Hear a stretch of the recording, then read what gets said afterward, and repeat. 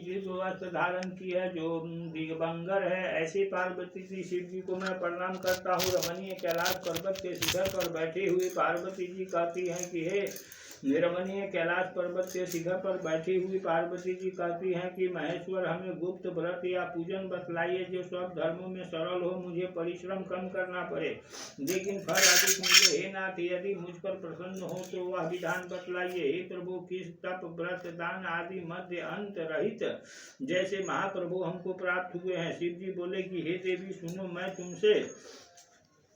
तुमसे एक व्रत जो सर्वस्व छिपाने योग्य है लेकिन तुम्हें प्रेम में वशीभूत होकर मैं तुम्हें बतलाता हूँ। शिव जी ने कहा कि भारतवर्ष में जैसे नक्षत्रों में चंद्रमा, ग्रहों में सूर्य, ब्राह्मणों में वर्णों में ब्राह्मण, देवताओं में विष्णु भगवान और नदियों में गंगा, पुराणों में महाभारत, वेदों में साम वेद और इंद्रियों में मन सबसे श्रेष्ठ है। सब पुराणों और वेदों में सर्वस्व जिस तरह कहा गया है वह तुम्हें प्राचीन व्रत बतलाता हूँ। एकाग्र मन होकर सुनो। जिस व्रत के प्रभाव से तुमने मेरा आधासन प्राप्त किया है वह मैं तुम्हें बतलाता हूँ, क्योंकि मेरी प्रेयसी भाद्र मास के हर नक्षत्र शुक्ल पक्ष तृतीया तिथि को इसका अनुष्ठान मात्र करने से स्त्रियां सब पापों से मुक्त हो जाती है। हे देवी, तुमने आज से बहुत दिनों पहले हिमालय पर्वत पर इस व्रत को किया था, वह वृत्तांत मैं तुमसे कहता हूँ। पार्वती जी ने पूछा कि हे नाथ, मैंने क्यों व्रत किया था, वह सब आपके मुख से सुनना चाहती हूँ। उत्तर में कहा कि हे महात्मा, उत्तर की ओर बड़ा रमणीय पर्वतों में श्रेष्ठ हिमवान नामक पर्वत है। उसके आसपास तरह तरह की भूमियां हैं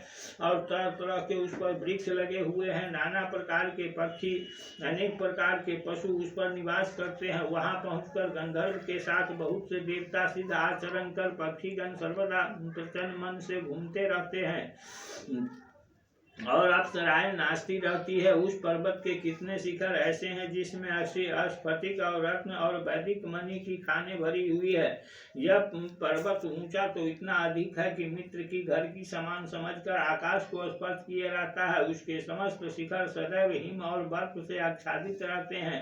गंगा जल की ध्वनि सुनाई देती रहती है। हे पार्वती जी, तुमने बाल्यकाल में उसी पर्वत पर तपस्या की थी। 12 वर्षों तक उल्टी टंग होकर केवल धुआं पीकर रही थी।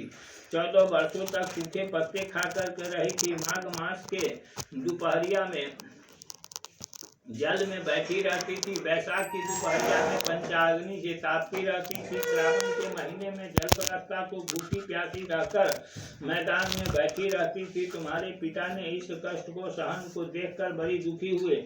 वे चिंता में पड़ गए कि अपनी कन्या किसको दूं। उसी समय नारद जी वहां पहुंचे। मुनि नारद जी को देखकर अर्घ्यपाद आसन आदि देकर पूजा किया और कहा कि हे स्वामी, आप किस लिए आए हैं? मेरा अहोभाग्य है, आपका आगमन मेरे लिए अच्छा होगा। नारद जी ने कहा कि पर्वतराज सुनो, भगवान विष्णु का भेजा हुआ आपके पास आया हूँ। आपको चाहिए कि योग्य कन्या रत्न किसी योग्य वर को दे। भगवान विष्णु के समान योग्य वर ब्रह्मा, इंद्र, शिव इनमें से कोई नहीं है। इसीलिए मैं यही कहूँगा कि आप अपनी कन्या भगवान विष्णु को दे देवे। हिमवान ने कहा कि भगवान विष्णु स्वयं मेरी कन्या ले आ रहे हैं और आप यह संदेश लेकर आए हैं, वह मैं अपनी कन्या दूंगा। हिमवान ने इतनी बात सुनकर मुनिराज आकाश से विलीन हो गए और ये पीताम्बर संचक्र कटाधारी भगवान विष्णु के पास पहुंचे।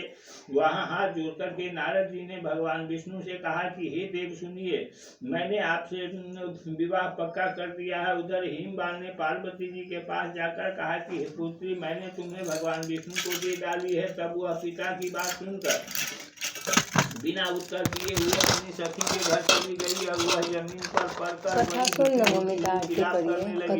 तुमको इस प्रकार से विलाप करती हुई